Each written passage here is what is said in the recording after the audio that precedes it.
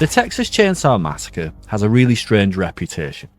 People often think it's full of blood and guts. It really isn't. What actually gets to you is the atmosphere. The only real way to put it is, it feels like the film sweats. You can feel the heat coming through the screen. When it came out in 1974, it could have easily been lost amongst all the other exploitation films of the time. But like anything with quality, that quality shone through. The fact that it felt rough and unpolished is part of what makes it feel so close to perfect. Tobe Hooper didn't come into this as some polished horror master. He'd done documentary work, taught college, and made one small feature before it. The idea came out of a country that seemed to be coming apart at the seams. Ugly news, Vietnam, Watergate, the oil crisis, that steady stream of death and fraud on television, all hangs over the film before the killings even start. It's already in the air from the beginning. Hooper and Kim Henkel also pull from real cases. Ed Gein is an obvious shadow over the piece, along with other killers from the period. But the film never works as a straight retelling of any one crime. Even the opening claim that this is a true story feels carefully chosen. The film tells you what happened and spends the next hour and a half showing you how easy it is to accept almost anything when told with an official tone. Give people a calm voice, drain out a bit of feeling, they'll swallow the lot. The production itself was rough in ways that the film never lets you forget.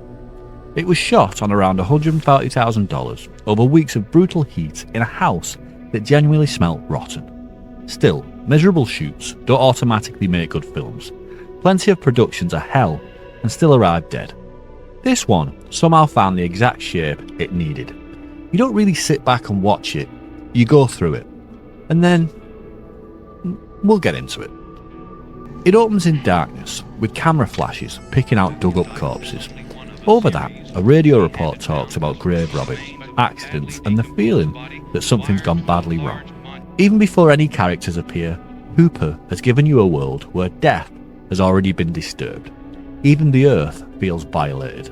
Then comes the van, 5 people in it. Sally, Franklin in his wheelchair, and 3 others. They're heading out to check on a family grave after reports of vandalism. Hooper doesn't linger on any of the characters. You barely know the names before things start going wrong. Franklin talks during the drive about slaughterhouses and all ways of killing cattle.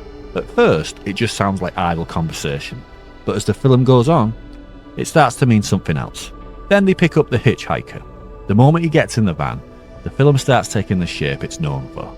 He talks about slaughter like Franklin did, but he talks about it like somebody discussing something they truly love, like football or a hobby. Except, of course, slaughter is neither of those things. So it's a bit weird. He's not charming, he's not larger than life. He's just the kind of person you let in and then slowly realise, we might have made a big mistake here. And by the time he leaves, the film's already showed you what kind of world we've just stepped into. Later, the group stops at a gas station. The owner says there's no fuel until tomorrow.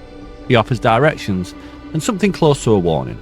Hooper keeps him in frame just long enough for you to register him before you know why. That stop is important. It's the film's last exit ramp. Once they leave, the story stops pretending they still have a chance to turn back.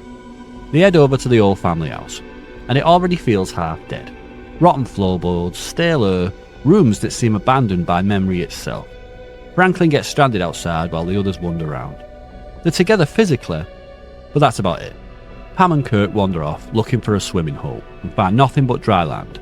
Then they notice another house nearby. They hear a generator running. Kurt goes over to ask for gas. What happens next is still one of the smartest moves in the film. There's no long build-up, no giant music cue, no grand reveal. Kirk steps inside, calls out, hears something, then Leatherface appears. Hammer comes down, Kirk drops, the steel door slams. That entrance is famous because of how blunt it is.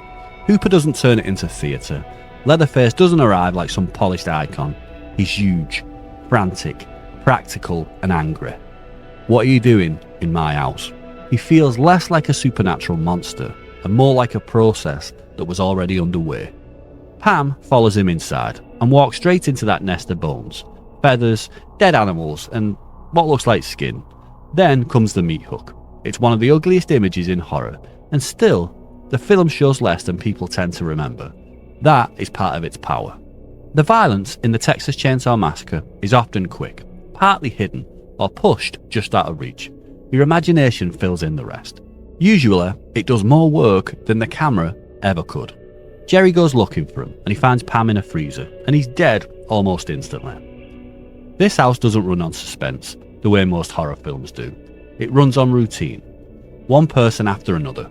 No speeches, no long pauses, no personal vendettas. People arrive and get dealt with like stock moving down a line.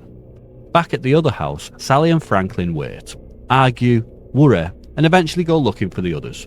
By then, night has fallen. The film moves from dread into blind panic. Franklin gets no warning, no build-up, no final words. He's just gone. And then Sally runs. And in all reality, Franklin wouldn't have been much use to her anyway. Her run through the woods is relentless. Hooper shoots fear as something blunt and physical. All blind movement and impact. No grace, nothing about it is clean or controlled. Sally runs into the family house, which people love to laugh at from the safety of the sofa, but in that moment it doesn't feel stupid, it feels like panic. Terror rarely turns anyone into a brilliant strategist. Upstairs she finds what looks like a corpse, then another, then the house shifts again, because even stillness lies in this film. Then Leatherface goes after her. She crashes through a window, turns back through the dark and reaches the gas station, which should feel like rescue. It's not. The man at the station, the friendly roadside business, the idea that normal life is still close by. All of that folds at once. Sally gets bound, thrown in the truck bed, and then taken straight back to the house. He doesn't stay quiet on the drive back either. He prods her and shouts at her. And that mockery feels worse than if he just sat in silence. Then comes the dinner scene, and this is where the film stops feeling like a chase and starts feeling like a complete collapse. Sally is dragged inside, sat at that table like she's already part of something ancient and foul.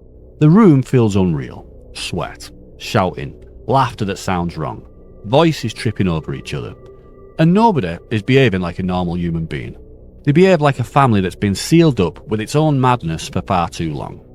And this is where the film becomes almost unbearable. Not because of gore, because of noise, because of humiliation, because Sally is fully awake through all of it.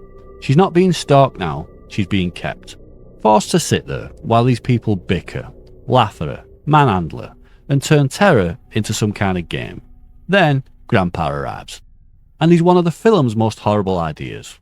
Not some commanding old monster, a nearly mummified relic, propped up and treated like authority because the family need him to mean something. They talk about him like he was once great with a hammer, great at slaughter, as if killing is a family achievement worth respecting. And that's what makes the whole scene feel really off. It's not random madness, it's tradition, a ceremony, a family trying to preserve its own version of dignity through something obscene. And Sally, screaming at the table while flashbulb light burns in her face, becomes the centre of it all. The camera stays close. Too close.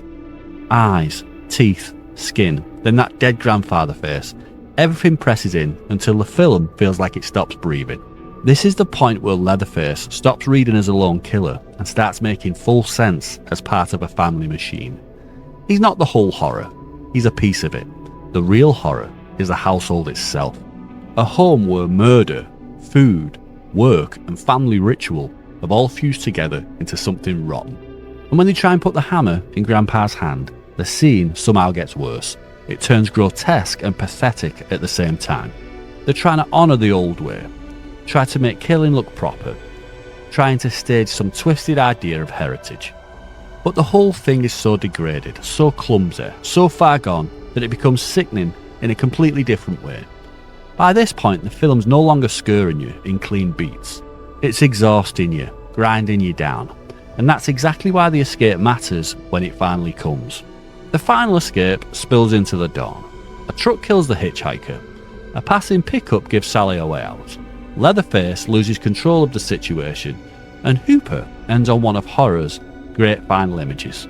Sally laughing in shock as she escapes. Leatherface spinning in the road with the chainsaw in the morning light, chopping at the collapse of his own world. It's a perfect ending because nothing really heals. Sally's still alive, but she's shattered. Leatherface still standing. The world doesn't reset itself, and nothing gets repaired. That's one of the reasons the film lingers. It offers no neat relief, no false comfort. It leaves the wound open. Everyone says this is one of the first modern slashers, and to be fair, that makes perfect sense. A group stumble into the wrong place at the wrong time. A mass killer picks them off one by one. A final girl survives more through luck than through intent. Still, the film feels stranger than the form it helped create. Later slashers turn murder into rhythm, into branding, sometimes into a game for the audience. This one keeps everything ugly. The slaughterhouse imagery, all through the movie, is there for a reason. It tells you that humans are not really that much different from cattle. This family once made a living through meat processing. Their newer methods of machinery pushed them aside. Their answer wasn't adaptation, their answer was cannibalism. Eat or be eaten. That sounds extreme, until you start noticing how many systems run a cleaner version of the same rule. There's always been the clash between young optimism and old rural decay. Sally and her friends move through the film like people who still believe the world will make sense if they just stay decent and keep going. The film gives them nothing to back that belief. Every decent instinct they bring into this world, the film tears through without apology. That's why the film hits so hard. Not because it's gorier than what came later. It's not. Not because Leatherface had already become some kind of mascot. That came later too. It hits because Hooper found a way to make America itself feel diseased. The roads feel abandoned, the homes feel spoilt. Family becomes predatory. Work becomes inseparable from flesh. It feels like the kind of bad dream you barely remember properly, except for one thing stays clear. It was bad. Vicious but controlled. The camera always seems to know where to sit, and the sound always seems to know where to scrape. The editing knows when to rush, and knows when to stay a half beat too long. Even the roughness feels exact. That raw documentary texture belongs in this film. A cleaner version would have ruined it. That also explains why so many sequels miss what made the first one work. You can copy Leatherface, you can copy the dinner table, you can copy the chainsaw. What you can't easily recreate is the original film's rotten atmosphere. Too many follow-ups treat it as the start of a franchise. The film barely behaves like that at all. It feels more like a fever you survived, and for some reason, you keep going back. Nobody sat down and planned what the Texas Chainsaw Massacre would do to horror. It just did it. The slasher template, the final girl. A $140,000 shoot in a rotting house, outrunning films with 10 times the budget. It did all of that, but that still isn't why it works. The deeper reason it still works is messier than its place in film history. The film suggests that civilization is thin, hunger is ancient, and family can curdle into something monstrous. And one bad stop on one back road can tear everything open. That is what still makes it frightening. The chainsaw matters, the mask matters, but what really stays with you is the feeling that beneath all the noise, that world is still there, waiting in the heat.